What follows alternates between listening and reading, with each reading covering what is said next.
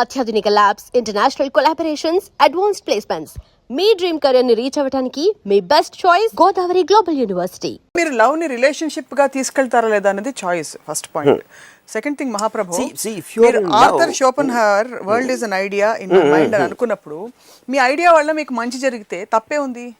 The point here is once that person comes into your life, మీరు మైండ్లో ఉన్నప్పుడు మీరు తనని కంట్రోల్ చేస్తున్నారు. తను ఎలా నడవాలి, ఎలా నవ్వాలి, అన్ని మీ మైండ్లో మీరు బెస్ట్ పార్ట్స్ ఎడిట్ చేసి పెట్టుకుంటున్నారు మీ మైండ్లో.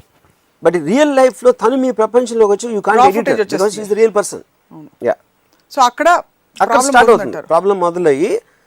అప్పుడు you start realizing what you imagine is in your head, it was never a real thing.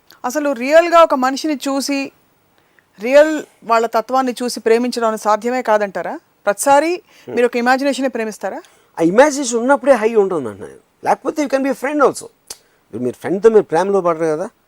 అందుకని మ్యాన్ ఉమెన్ లవ్ అనే దానికి మనం మామూలుగా లవ్ ఏ కాంటెక్స్ట్లో వాడుతున్నాం దానికి డిఫరెన్స్ చెప్తున్నాను. చచ్చిపోయేంత ప్రేమలో ఉండడానికి ప్రేమించడానికి చాలా డిఫరెన్స్. సో మీరు ప్రేమించిన ప్రతి అమ్మాయి మీ ఇమాజినేషన్ కంటే దూరంగా ఎక్కడో ఒక భ్రమలాగా క్రియేట్ చేసి రియాలిటీ వచ్చేసరికి షాటర్ అయిపోయిన పరిస్థితి చూసారా? అంటే చాలాసార్లు ప్రతిసారి అలాగైందా? ప్రతిసారి జరిగింది. యా, దానికి కారణం ఏంటంటే ఆ రిలేషన్షిప్ ఎప్పుడైతే బాగా ఫెమిలియారిటీ అనేది ఎంత ఎక్కువ వచ్చిందంటే మీకు అంత ట్రూత్ అనేది తెలుస్తుంది తర్వాత. అది ఒకటి. రెండోది, రిలేషన్షిప్ తోటి జోడించుకున్న కమిట్మెంట్లు ఉంటాయి.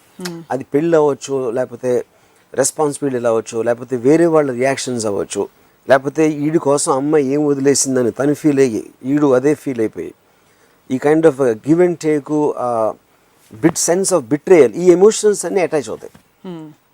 ఆ అటాచ్మెంట్ అనేది ఎంత ఫెమిలియారిటీ వస్తే అంత తొందరగా అవుతాయి. That is when the reverse effect starts. So ఆ లెక్కన మీరు చెప్తున్న sexual love is nothing but friendship actually. See, sexual love is you are creating that high in your mind to enjoy sex. So beyond sex it won't last. That is what sexual love is. But whatever it is, if you and XYZ have made an agreement that your relationship is limited to that, which means there's perfect understanding. She won't expect you to send her flowers. Correct. You won't expect that she'll make coffee for you and all that, kada? Kabatti aa understanding vachesi, if you are having a relationship with her of that nature, correct, highest form of friendship kada adi. Not necessary, because friendship anedi, first of all I don't believe in friendship. Adi very vishayam. Endukante then you have to define enti friendship anedi. See, naku I am having a conversation or I am having a drink with someone, I am watching a film with someone, I am having sex with someone, because all these are pleasurable activities given by nature. So danni enhance cheskontaniki you are using love. That is what I call sexual love. It's very hard for me to fathom, but anyway, it is not easy. I'm just let me try to explain. Ippudu I like having wine, suppose. Then I like having wine with whom I can talk to, who I can share some things what is going on in my life. A company anedi akkada vastadi. Same thing will go to whichever pleasurable activity if I want to spend time with somebody. Adi depending on what, adi cinema na, nenu work chese valla nato kalisi, లేకపోతే నేను ఎవరితో కూర్చుని drink చేస్తున్నానా, లేకపోతే ఇంకేదైనా చేస్తున్నానా, are it's about sex, because all these are outside elements given by nature that is not related to us. ఆ sharing కోసం who will you to do like to do the best with అని ఆ person మీకు ఇస్తున్నారు కాబట్టి you will start caring for. మీరు football ఆడడం, having sex, having wine, cinema తీయడం అన్ని ఒక్కటి కట్టేస్తారు. They're all the same because they're all something you're doing it because they're giving you pleasure. అందులో the top of the list లో sex ఉండొచ్చు, అది వేరే విషయం. But they're all activities which you are wanting to do with someone you really care for, because that will get enhanced. దేశభక్తి అంటే వాళ్ళకి అర్థం కాదు అన్నది మీ ప్రాబ్లమా? దేశభక్తి కాన్సెప్టే లేదంటారా? లేదు, అసలు తెలియదు. కాన్సెప్ట్ అనేది మీనింగ్లెస్ కాన్సెప్ట్. ఇప్పుడు మనం India is a great country అంటాం, మనం పాకిస్తాన్ కూడా అదే అంటాం. Pakistan Musharraf are great country, Musharraf whatever is there. Bangkok వాళ్ళు అంటారు ప్రతి కంట్రీ నేనే గొప్ప అంటారు. ప్రతి ఒక్కరు నేనే గొప్ప అనుకుంటే గొప్పకి మీనింగ్ ఏంటి అసలు? అది బాలచంద్ర గారి సినిమాలో, ఆకలి రాజన్ సినిమాలో అనుకోండి ఒక పాట ఉంది, మన తల్లి అన్నపూర్ణ మన అన్న దాన కన్నా వేదభూమి ఇంట్లో ఏగలు తోలుతాం. అది పాయింట్ ఏంటంటే వాట్ ద కంట్రీ రిప్రజెంట్స్. మనకున్న లీడర్స్ మీద మనకి రెస్పెక్ట్ ఉండదు, మన ఇంటి పక్కన వాళ్ళ మీద రెస్పెక్ట్ ఉండదు, మనం కలిసిన ఎంతమంది మీద రెస్పెక్ట్ ఉండదు. కానీ ఒక కామన్ లైన్ ఏంటంటే దేశభక్తి అంటారు. కానీ మన నేల మన భూమి ఏదో ఒక సెంటిమెంట్. అదే మన కాదు, మీ నేల. మీకు ఎన్ని ఎకరాలు ఉన్నాయి మీ ఊర్లో అన్నది ఊరు అవుతుంది, మీ నేల అవుతుంది. కానీ దేశం నేల మీది కాదు కదా. ప్రాణాలని అక్కడ పణంగా పెట్టి సరిహద్దుల్లో పోరాడుతున్న సైనికులకు కూడా దేశభక్తి లేదంటారా? వాళ్ళకి జీరో ఉంటుంది. దానికి కారణం ఏంటంటే అదొక ఆర్గనైజేషన్. ప్రతి ఒక్కళ్ళు జాబ్ చేసినట్టు ఆర్మీ కూడా జాబ్ చేస్తుంది. అక్కడ మీరు ఒక పర్టికులర్ పని ఇచ్చినప్పుడు కేవలం ఒక యూనిఫామ్ వేసుకున్నంత మాత్రాన వాడు మనసు మారిపోదు, ఏమీ మారిపోదు. నేను ఒక ఎగ్జాంపుల్ చెప్తాను మీకు. కార్గిల్ వార్ అయినప్పుడు ఒక పర్టికులర్ పాయింట్, ఒక హిల్, మన టైగర్ హిల్ దగ్గర ఒక పాయింట్లో ఒక పాకిస్తానీ టీం దాన్ని హోల్డ్ చేస్తూ ఉంటే ఇండియన్ మిలిటరీ ఒక బ్యాటిల్ జరిగింది. దాంట్లో నియర్లీ 38 పీపుల్ చచ్చిపోయారు, మన భారతీయ సోల్జర్స్. వీళ్ళు మొత్తానికి టేక్ ఓవర్ చేశారు ఒక వారం అయిపోయిన తర్వాత. ఎప్పుడైతే పాకిస్తాన్ టీం దొరికిందో అక్కడ ఒక క్యాప్టెన్ ఇక్రముద్దీన్ అని అతన్ని చంపేశారు.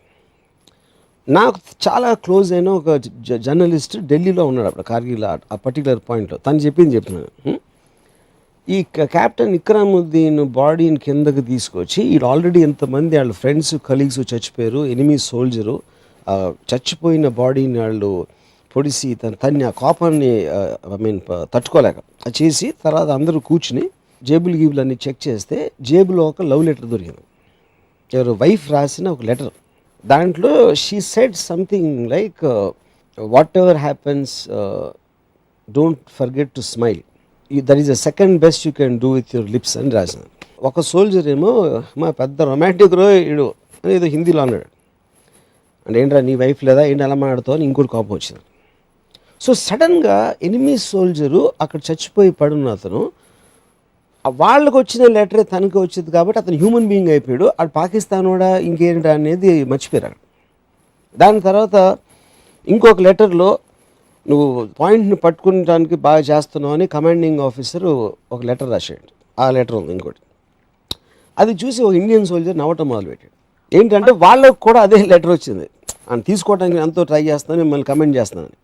సో ఈ రెండిట్లో ఏమైంది, సడన్గా అక్కడ ఉన్న పరిస్థితిలో ఒకళ్ళ బ్యాక్గ్రౌండ్ ఒకళ్ళు తెలియటం వలన వాళ్ళిద్దరూ కలిసి మనుషులు అయిపోయారు. ఇండియా పాకిస్తాన్. అప్పుడు ఇంకోటి ఏంటి, మీరు ఆర్మీని పంపిస్తున్నారు, ఎందుకు పంపిస్తున్నారు? ఢిల్లీలో ఉన్న కొంతమంది డిసైడ్ చేస్తారు ఏదో ఒకటి వెళ్ళి అని కొట్టాడు. వీళ్ళు క్వశ్చన్ చేయరు, ఎందుకని క్వశ్చన్ చేయాల్సిన ఆథరైజేషన్ వాళ్ళకు ఉండదు. దేశభక్తి అనేది ఏంటి, అది వెళ్ళిన వాడిని చంపేయని ఆర్డర్ ఇచ్చినప్పుడు చంపేయటానికి నేను నా దేశం మీదకి వస్తాడా అని అలాంటి ఎమోషన్ తోటి వెళ్ళరంటున్నా. అది నేను చెప్పేది. That is a job they are doing there and they will have lot of internal. నా ఉద్యోగం తీసుకోవచ్చు, వర్మగారుల సినిమాలు తీసుకోవచ్చు, అక్కడ వెళ్ళి పని లేకుండా వెళ్ళి ప్రాణాలని. అది మీరు you're taking a certain decision. ఆర్మీలో చేరిన అందరూ కేవలం దేశాన్ని రక్షించుకోవడానికి, దేశానికి ప్రాణాలు ఇవ్వడానికి కానీ ఎవ్వరు వెళ్ళరు. నాకు చాలా మంది తెలుసు. They doing it one more job. పోలీసులోకి ఎందుకు వెళ్తారు, డాక్టర్స్ ఎందుకు అవుతారు, దేనికి ఎందుకు, అన్నిటికీ వాళ్ళ సెన్సిబిలిటీలో వాళ్ళ రీజన్స్ ఉంటాయి. ఐ కాంట్ జనరలైజ్ అందరూ ఎందుకు వెళ్తారు. What I'm having a problem with is, మీరు వంటలు చేసుకోకూడదు అంటారు, ప్రేమ బుల్షిట్ అంటారు, పిల్లలు పుట్టడం బుల్షిట్ అంటారు, పెళ్లి బంధనం అంటారు, అన్నిటినీ నో నో నో అంటున్నారు. మీకోసం మేము మార్స్ గ్రహంపై ఒక ఇల్లు చూసి పెడతాం, వెళ్ళి ఉంటారా? I love the fact that నాకు ఎందుకంటే I look at all this like a naturalist. ఒక న్యాచురలిస్ట్ అడవిలోకి వెళ్ళి యానిమల్స్ని స్టడీ చేసినట్టు నేను స్టడీ చేస్తాను. మనిషా, దేవుడా, ఒక శాస్త్రవేత్త, లేకపోతే సైకియాట్రిస్టా? నేను రాముని. That's what Ramuism is about. It's my view of life. Your view of life. Okay. So bringing up kids is a stressful exercise for most people, but they are conditioned. And the main bro, stressful life and any secondary points. Now main problem with kids is they destroy women, and because I love women and I consider them as the number one enemies for female species. Okay, fundamentally adi category A objection. Category B objections evanna unnaya? Destroy father also? Yeah, because for the children's sake he'll have to do a lot of things. ఇందాక నేను చెప్పినట్టు నా కొడుకు, నా పిల్లలు ఇలా అవ్వాలి, నా అనే దాంట్లో, బికాజ్ లేకపోతే తను ఏదో కొన్ని రోజులు ఉండి చచ్చిపోతాడు. ఎనీవే, ఎప్పుడైతే నా వంశం కంటిన్యూ అవ్వాలి, నా పిల్లలు అయిపోవాలన్నప్పుడు ఆ గ్రీడ్ అనేది చాలా ఎక్కువైపోతుంది. And that because detrimental to ill effect to society. అంటే నేను ఇండివిజువల్ ఫ్రీడమ్ని ఎక్కువ ప్రేమిస్తాను సోషల్ ఫ్రీడమ్ కన్నా, but I'm talking about from their perspective itself. What they don't realize is what they want as a సమాజం actually has a negative effect because of children. But people are continuing to have more and more kids. Yeah. ఇప్పుడు societal దీనివల్లే obligation కోసం కనీసం పిల్లల్ని మన వంశాంకురం అలా వెళ్ళాలంటే ఒకళ్ళని కన్నా ఊరుకుంటారు. ఇద్దరు ముగ్గురు నలుగురు ఎందుకంటారు? వేరే పని లేదు కదా వాళ్ళకి. సో పని లేక కంటున్నారు మోస్ట్లీ పని లేక ఇంకా they don't have any clear path of they know better yeah about their lifes అంటారు. అప్పుడు నాకు నలుగురు పిల్లలు, పెద్దోడు ఇక్కడ చేస్తున్నాడు, రెండోడు అమెరికాలో ఉన్నాడు, మూడోడు ఎక్కడెక్కడికి వెళ్తున్నాడు, అయ్యే అంటాం అంతే. ఇంకేం అసలు పెద్దబ్బాయి పెళ్లి చేసాం, చిన్నోడికి ఎదుగుతున్నాం, చిన్నోడికి మంచి సంబంధం వచ్చింది, ఆడికి 300 కోట్లు ఆస్తుంది అంటున్నారు, ఒక్కతే కూతురు, మళ్ళీ అదొక కాన్స్పిరసీ, కొడుకు లేదు కాబట్టి మొత్తం డబ్బు ఇక్కడ వచ్చేస్తుంది అని అదొక వెనకాల ఒక ప్లాన్. ఇదంతా పెద్ద మాఫియా యాక్టివిటీలు చెప్తున్నారు పిల్లలు కండం అనేది. మీరు it is it is close to what mafia I don't know is the right word, but yes, that is a general sense. Pre designed conspiracy of society, nature or god or society or evil annattu. And imagine just నిన్నే నేను ఒక ఇదంతా ఒక్కతే కూతురు, దాంతో మొత్తం కొడుకులు లేరు, వాళ్ళకి పిల్లలు లేరు కాబట్టి వీళ్ళకి సంతోషం, ఎందుకంటే ఒక్కతే కూతురు ఉంది కాబట్టి ఈ డబ్బులు వచ్చేస్తాయి. వీళ్ళకి నలుగురు పిల్లలు, వీళ్ళకి ఓకే, ఎందుకంటే ఈ నలుగురు పిల్లలు 4 రెట్లు ఎక్కువ డబ్బులు చేసుకోవచ్చు.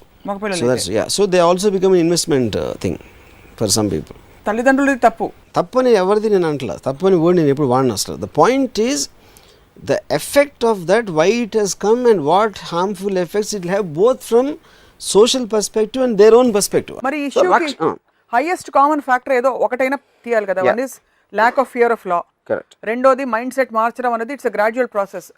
రాత్రికి రాత్రి ఎవరు అందరూ మారిపోరు. Correct. So there should be ఒక ఇమీడియట్ రిలీఫ్, ఇంటరిమ్ రిలీఫ్ కైనా ఒక పద్ధతి ఏమైనా అవలంబించాల్సిన అవసరం ఉంది కదా. ఉదాహరణకి ఒక 2-3 శిక్షలు వరుసగా గబగబా వేస్తే అమ్మ బాబోయ్ వీళ్ళతో పెట్టుకోవద్దు, చట్టం మన వెంటాడుతుంది. ఎందుకంటే ఇందాక చెప్పాను ఫస్ట్ మన ఈ డిస్కషన్ స్టార్టింగ్ లో, ఇట్ వోంట్ చేంజ్. ఎవరెవరి దగ్గర చేస్తారో వాళ్ళు అసలు ఎనరు. I don't think they will listen also, which is what the case of the Bombay rape case. Nirbhaya incident జరిగి అంత పెద్ద గొడవ జరిగిన తర్వాత there is absolutely no dip in the rape graph. అదే మీకు ప్రూఫ్ అయిపోయింది కదా. ఎవరైనా భయపడిపోతారు అనుకుంటాం కదా. అంత పెద్ద గొడవ జరిగి, డెమాన్స్ట్రేషన్ జరిగి, రేప్ లాస్ అమెండ్ చేసేసి అన్నీ చేసిన తర్వాత ఎవరికైనా ఆలోచన రావడానికి భయపడతారని మనం అనుకుంటాం కదా. అసలు ఏ మాత్రం లేదు డిప్ గ్రాఫ్లో, విచ్ మీన్స్ ఇవన్నీ మనలో మనం మాట్లాడుకోవటానికి కానీ where it has to reach it will never reach. I have two lead questions, Varma garu, before we conclude today's topic, although it's a never ending topic. ఒకటి, మరి శిక్ష ప్రోటోకాల్ లేదు ఇన్వెస్టిగేషన్ ప్రోటోకాల్ మీ దృష్టిలో ఐడియలీ ఎలా ఉంటే బాగుంటుంది? ఒక rape case ఇలాంటి ఒక ఘోరం జరిగింది, దాని తర్వాత పట్టుబడ్డారు వీళ్ళు కొంతమంది ఒక 1 week 10 days లోపల. వాళ్ళ ఈ protocol of investigation and coming to common consensus, how should it be in your view? See, 2 points. ఒకటి, delay in serving justice, I don't think it's a point. ఎందుకంటే as long as is removed from society, he is not posing a danger. ఇక ముందు వీడితో danger లేదు అని లోపల పెట్టిన తర్వాత ఎవడైతే బయట తిరుగుతున్నాడో మళ్ళీ చేస్తాడో ఇన్వెస్టిగేషన్ ప్రాసెస్ స్పీడప్ అనేది చాలా అవసరం. వాడిని బయటికి తీసిన తర్వాత నా ఉద్దేశంలో there should be psychiatric evaluation. ఎవరెవరినైతే పట్టుకున్నారో అది నేషన్ వైడ్ చూడాలి. నువ్వు ఎందుకు అసలు చేసి అంటే నువ్వు పట్టుబడినానే, లేకపోతే నీ మైండ్ సెట్ ఏంటి, ఏమనుకున్నావు, ఎప్పుడు అనుకున్నావు, ఇలాంటిది ముందు అనుకున్నావు అని వాళ్ళ మనసులో ఉన్న ప్రతి ఆలోచన ఒక పబ్లిక్ ఒక ఇంటర్వ్యూ లాగా పెట్టి ఒక సైకాట్రిస్ట్ తోటి అది మొత్తం కంట్రీ అందరూ చూడాలి. That I think is the most ideal solution. ఎందుకంటే అలాంటిది ప్రతి ఒక్కరికి రీచ్ అవుతుంది. ఒక డాక్యుమెంటరీనే భరించలేక బ్యాన్ చేస్తారు. అది ఇండియన్ గవర్నమెంట్ థింగ్. అది ఎవరు చేశారు నాకు తెలియదు. ద పాయింట్ ఈజ్ అది, కానీ దానికి పర్ఫెక్ట్ రెజొనెన్స్ వస్తుంది. ఎందుకంటే ఆడు రేప్ చేసాడు తెలుసా, ఆడిని చంపే నరికే, ఆడు ఏంటో తెలియదు, ఆడు ఏం ఆలోచించో తెలియదు, ఆడి బ్యాక్గ్రౌండ్ ఏంటో తెలియదు, అవన్నీ తెలుసుకోకుండా ఊని చంపేసినంత మాత్రం భయపడి అందరూ ఆపేస్తున్నారా, ఎవ్వరు ఆపట్ల, ఇంకా జరుగుతూనే ఉన్నాయి. అప్పుడు అసలు అలాంటి వాడు ఎలా ఆలోచిస్తాడు అనేది తెలియటం అనేది మోస్ట్ ఇంపార్టెంట్ థింగ్. డాక్యుమెంట్లో కూడా జస్ట్ మనకన్నా బెటర్గా చేశారు, కానీ దానికన్నా చాలా ఎక్స్టెన్సివ్గా ఉండాలి. అవును, చాలా చాలా ఎక్స్టెన్సివ్గా ఉండాలి అది ఆ డిబేట్. డైరెక్ట్గా ఏంటి, ఏం ఆలోచన నీకు అసలు అమ్మాయిల మీద నీకు ఎప్పుడు ఫస్ట్ ఎలాంటి అభిప్రాయం వచ్చింది, నీ టీనేజ్లో నువ్వేంటి ఫస్ట్ టైం అమ్మాయి గురించి ఏం ఆలోచించావు, వాడి మైండ్ అనలైజ్ చేయటం అనేది most important thing. That I think is what is missing. Why are we so scared as a nation to face the facts? I'm starting with the government, the central government that has banned this. I can't confirm the reasons, but my speculation ఒకటి Indian bad లైట్లో చూపెడుతుందా, లేకపోతే ఏదో మనం ఏదో పెద్ద great country అయిపోయాం అంత ఇన్ని ఉన్నప్పుడు ఇలాంటి మైండ్ సెట్ ఉంది అసలు ఇంకా ఇండియాలో అనేది వరల్డ్కి తెలిసిపోతుందనే, లేకపోతే యూఆర్ గివింగ్ ఎ ప్లాట్ఫామ్. అంటే ఇప్పుడు ఒక మనిషికి వాడి మైండ్ సెట్ చేయడానికి ఒక ప్లాట్ఫామ్ ఇస్తుందని ఒక ఆర్గ్యుమెంట్ ఉంది. But that is the most important thing. వాడు ఈ మొత్తం ఇన్సిడెంట్లో నాకు ముఖేష్ సింగ్, అక్షయ్ ఠాకూర్ వాళ్ళ మైండ్ సెట్లు తెలియటం ఇస్ ద మోస్ట్ ఇంపార్టెంట్. మిగతా వాళ్ళు ఎవరు మాట్లాడినా it doesn't make a difference. So I don't think they think that much. So we are ignoring the very vital, most important question. Yeah. Most important question is most important thing necessary is to have a one-to-one interview with all these people with some concerned people who can ask the right questions. అంటే interrogation కాదు నేను అనేది, ఏంటి అసలు ఇలా ఎందుకు ఆలోచిస్తున్నావు అనేది వాడి టోటల్ అంటే autobiography of his mind, of rapist mind who did such a heinous act. I think that's most important. So as we conclude, నాకు 2-3 డౌట్లు దెయ్యాల గురించి, సిన్స్ మీకు బాగా ఫ్రెండ్స్ బాగా తెలుసు కాబట్టి, దెయ్యాలకు ఎప్పుడు కాళ్ళు ఎందుకు వెనక్కి తిరిగి ఉంటాయి మీకు ఏమైనా తెలుసా? See, first of all, there's one of the stories of ghosts. అంటే ఇప్పుడు ఎవరు చూసిన వాళ్ళు ఉండరు, ఇంపాసిబుల్. అంటే చెప్తారు, నా చిన్నప్పటి నుంచి వింటున్నావు కాళ్ళు వెనకాల తిరుగుతాయి, లేకపోతే ఓ స్త్రీ రేపురా అనేది ఎవరో ఒక అమ్మాయి రోడ్డు మీద నడుస్తూ ఉంటుంది, ఇలాంటివన్నీ. Because there are folklore stories.